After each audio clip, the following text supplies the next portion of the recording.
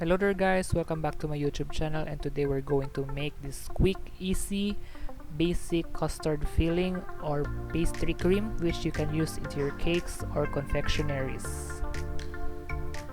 First, into your saucepan, mix together your flour, sugar, and evaporated milk.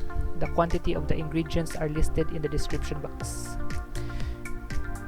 Using your wire whisk, mix them all together until it has no lumps.